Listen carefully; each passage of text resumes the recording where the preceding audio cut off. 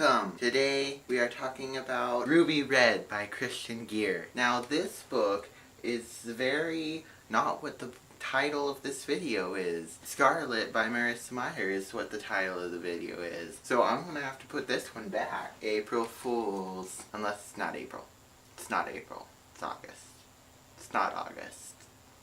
It's September. Scarlet is the second book in the Lunar Chronicles series. Each book is a fairy tale retelling that takes place in a future world. The first one was Cinderella, and it was called Cinder, and Scarlet, the second one, is a Little Red Riding Hood retelling. First, we'll do the cover review. Scarlet has a really nice cover. I think all the Lunar Chronicles books have really nice covers. I like how each cover in the series has something symbolizing the fairy tale it's retelling, as well as this cool font. I really like the size of this book. It's got a nice little crescent on it right here. This is an A+ cover for me. I read Scarlet for Booktubeathon. Really enjoyed it. I give it 4 out of 5 stars. The only reason I didn't give it 5 out of 5 stars is because the violence in it was a little more than in my taste. The violence in this actually kind of shocked me because in Cinder there really isn't that much violence. And this has like 10 million times the violence Cinder had. That's one thing that stuck out to me about this book. This book did kind of put me a little bit of a mourning period. Usually books like this with this amount of violence do make me not be able to read other books with that amount of violence. I can't like read them back to back. I have to have a nice contemporary or something in between. But this book also had a really good romance in it, and that kind of already satisfied my contemporary cravings as well. So it satisfied the action and adventure cravings as well as the contemporary cravings. I'm out of the mourning period now. It wasn't a very long mourning period. It is really hard to put this book down. There's a lot of stuff that happens and you just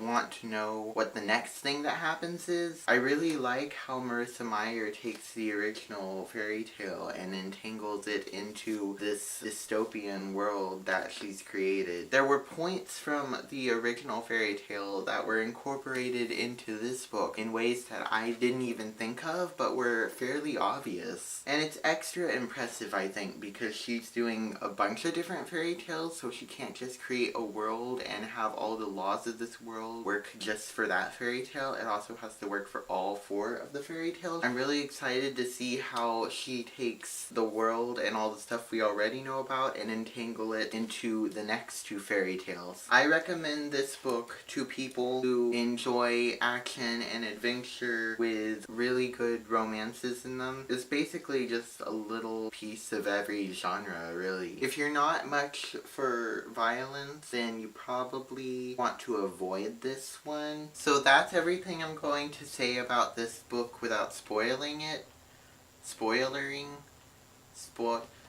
You should leave if you haven't read it yet. Bye. Leave. 10, 9.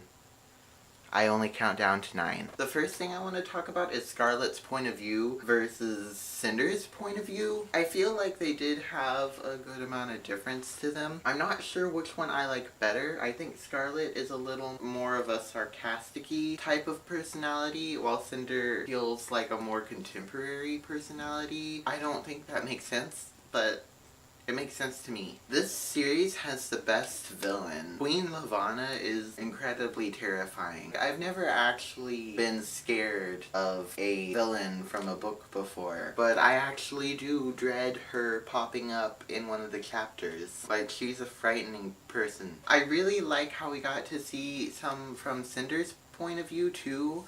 I was a little afraid that we weren't going to see her point of view, but that explains why the books get so much longer each time. You add an entire new point of view. I really like Cinder's beginning parts with them breaking out of jail. I don't really know yet how I feel about Captain Thorn. He seems kind of random, but I feel like later it's gonna be more obvious how he fits in with the story. I feel like he has to be part of some of the fairy tale.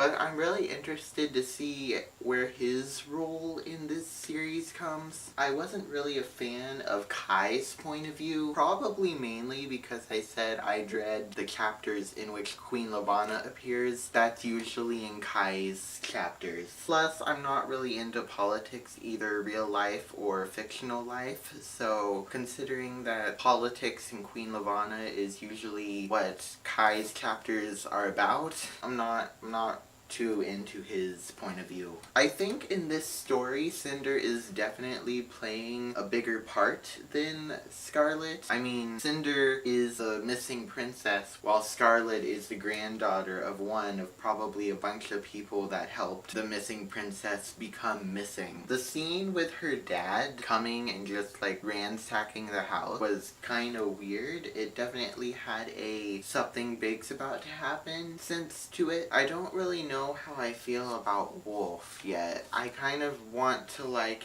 him, probably mainly because he's basically a werewolf. He is, I guess, technically the good guy. I don't really like stories where the girl goes for the bad boy character, but does it count when he's only bad when people psychically force him to be? I guess most of those stories actually have the bad boy character like not necessarily wanting to be bad. I have mixed feelings about Wolf. I do think I really like him though. I'm just gonna be a little wary of him too. The betrayal scene made me angry. I didn't like that scene. It was kind of expected though, I guess, where he gives Scarlet over to the pack people. That is unacceptable behavior. I'm glad that he had an excuse for that in the end though, that he was going to break them out later that night. I was going to be really mad if he didn't have a good excuse. I like how the pack really incorporated wolf-like stuff into it, like the ranks and the how you get in those ranks,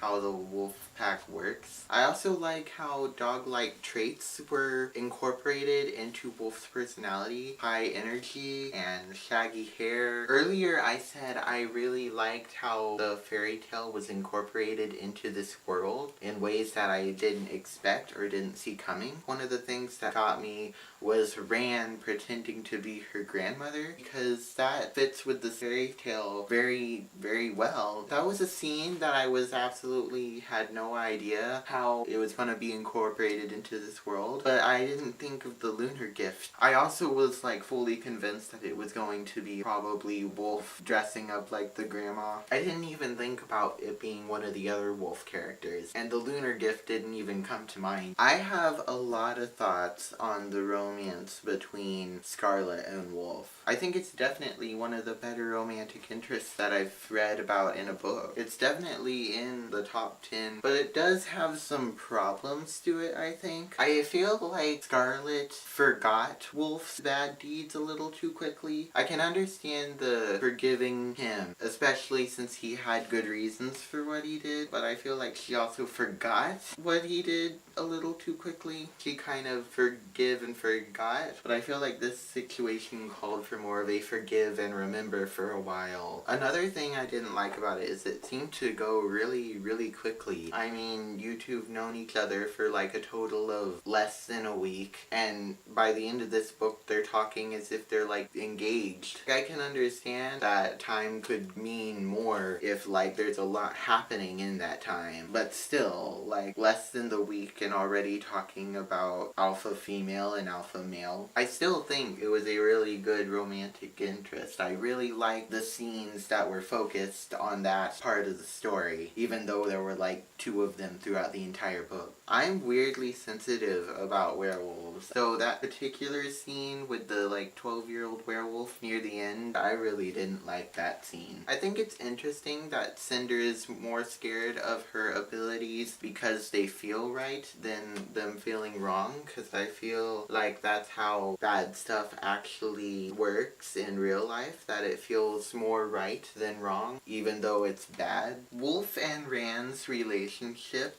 was really not what I expected when Wolf said that he had a younger brother. Like Scarlet said in this book, I would consider Wolf to be the type of person that would be overprotective. That's not what that wasn't the case at all. I keep putting the book on my head. It's a hat.